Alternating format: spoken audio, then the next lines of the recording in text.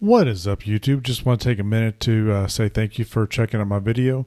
Make sure you like, subscribe, share, comment, dislike, all the fun stuff, just to help the YouTube algorithm do its thing and get me out there in front of more people so they can tell me that my head's too shiny or I'm stupid or whatever. I need to be nicer to this little fuzzball here. Okay, she doesn't want to sit up there, so anyway. And then I still have Patreon. I'm working on what I want to do with that for Patreons. Maybe put their suggestions or comments or whatever to the front of the list. I don't know. Maybe as I get bigger, I'll do something else too. But I've got that, and then I also have a Amazon affiliate link. Both of those links for the Patreon and the Amazon are down in the description below. With the Amazon, it's regular Amazon. The only difference is if you purchase something from that or using that link, I get a little commission off of that. So that would be great. No additional charge for you guys though, and I do not get to see who bought what. I do see what was bought, but not who bought it. But yeah, we'll get to that video here shortly. You guys have a good one.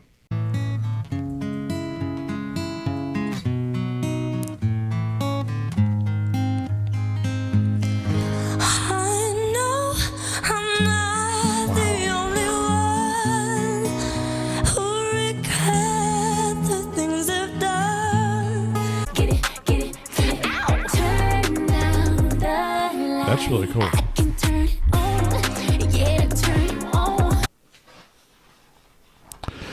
Guys were asking where she'd been and when she might be back.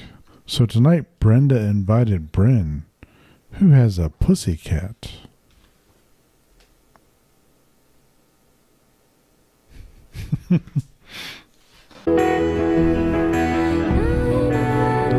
TK wants to say hi. Is that acid? What is up, YouTube? It's your friendly neighborhood Runningbaldman back again for another video. And today is story time. And not only is it story time, it is Christmas Eve. So Merry Christmas. I hope you all have a pleasant holiday. But yeah, and Teeny Kitty wants to wish you all Merry Christmas too. So as soon as she gets out of the way a little bit, we will start a brand new story time for Christmas Eve. We have a Die Hard Christmas. And yes, Die Hard is a Christmas story or Christmas movie. But let's get to it here. Let me move this over so I can kind of see.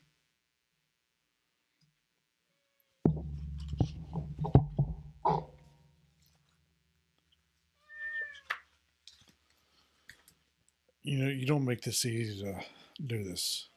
You know that, right? She doesn't care.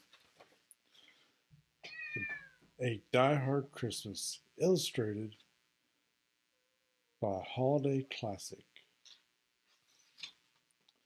'Twas the night before Christmas, and up in the tower, everyone was partying, except one wallflower. Good old John McClane.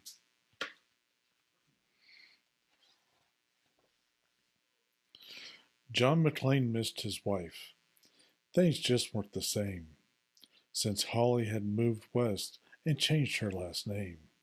He tried to win her back, but still she said no, while unbeknownst to them, there was trouble below.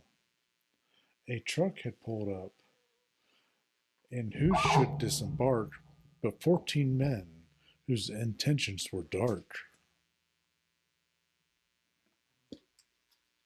See, if you sit too close, you're going to get hit with a book. I'm sorry. I'm sorry. Love her, but they spoke not a word and unloaded big crates. They cut the phone lines and locked all the gates. Carl swept the ground floor, shooting every guard dead, while visions of bear ponds danced in his head.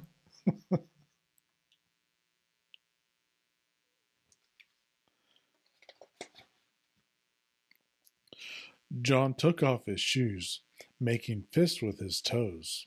It actually worked. Well, what do you know? When out in the lobby arose such a clatter, he sprung to the door to see what was the matter.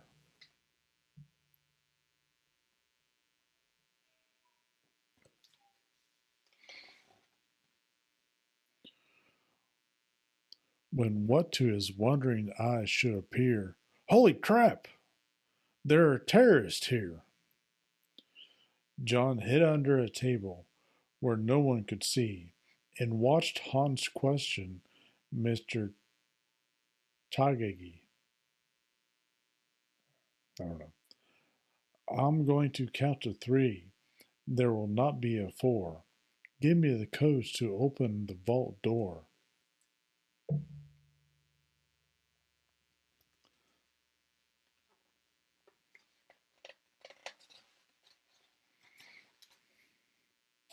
I don't know the codes, so go ahead and shoot. Okay, said Hans Gruber, and ruined Tagagi's suit.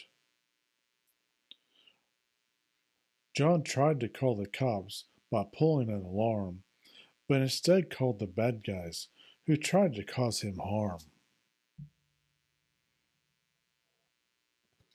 Same thing that the bad guys in Home Alone would do.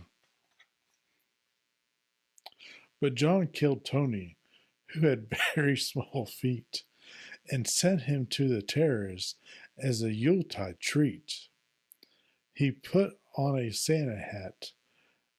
He put a Santa hat on the German, and eyes all aglow, wrote, "Now I have a machine gun. Ho, ho, ho." Carl was furious. Tony was his brother. He chased John across the roof, and they shot at each other. John was able to escape through the ventilation shafts. Come out to the coast, he said. We'll have a few laughs.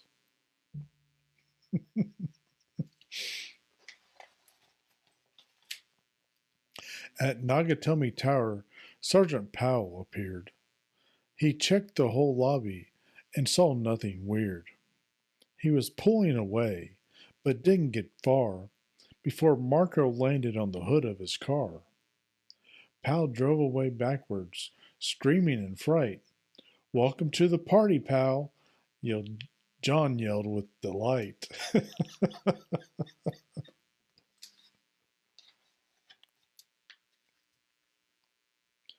More police arrived, the FBI and the SWAT team. But Hans didn't mind. It was all part of his scheme. More rapid than eagles, his henchmen they came, and he radioed and shouted and called them by name. Now Eddie, now James, now Franco, now Yuli, on Fritz, and on Carl. Hair long and unruly. I don't know, that didn't flow quite right, but that's okay. They shot the SWAT tank with a surface to air missile and knocked it away like the down of a thistle. Now John McClane was angry indeed. He blew up two terrorists and called them jerkweed. Ellis told Hans, "Bubby, I'm your white knight." Hans shot him dead, giving the hostages a fright. Hans went to go check on the explosive fuses, and saw that poor John wasn't wearing any shoes.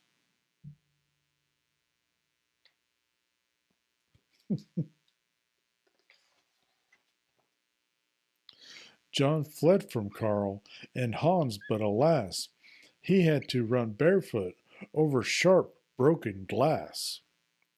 His feet, how they hurt! His soul's oh so bloody. John crawled to the bathroom and called his good buddy. John was weary and ready to throw in the towel until he got a pep talk from Sergeant Al Powell. Powell was chubby and plump, a right jolly old chap, and he trusted the cowboy in the tattered tank top.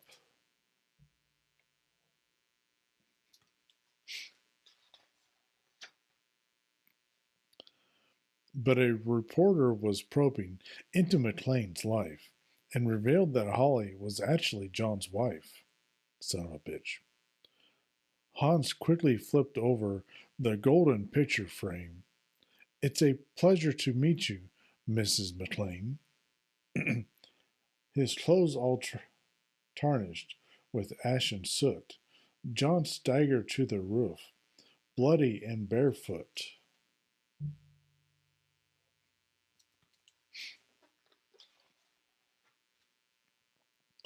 The explosives were wired to the rooftop with care, in hopes that the hostages would soon be there. John warned everyone the roof would soon blow as the chopper strafed him with high-powered ammo. Around his waist, he tied a fire hose tight. He tied. Let me do that again.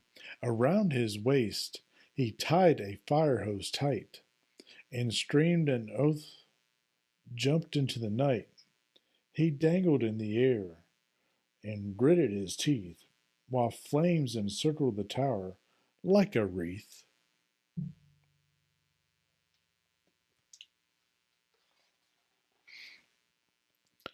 Fiercely fighting his way back inside, John yelled out, Hans!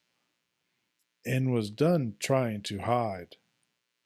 He limped to the vault like an old man on crutches, only to find Holly in his filthy clutches.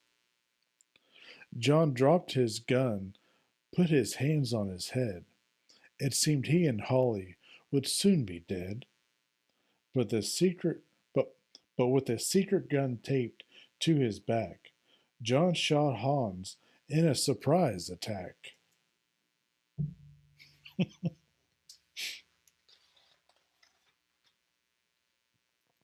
Hans fell out the window, still holding Holly's arm, and slowly, deliberately, raised his firearm. The tenacious villain held on by his nails until John unhooked Holly's watch and said, Happy trails. Bearer bonds fluttered like fresh fallen snow as Holly embraced her blood spattered bow. So, Merry Christmas to all. Be kind to one another. And most of all, yippee ki yay, motherfucker.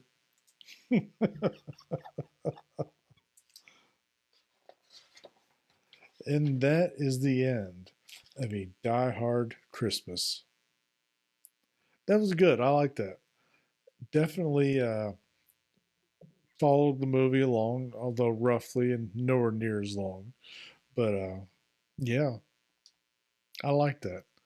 Well, I think that'll do it for today, guys. Um, y'all have a good Christmas, and I'll see you next time. Yippee ki yay!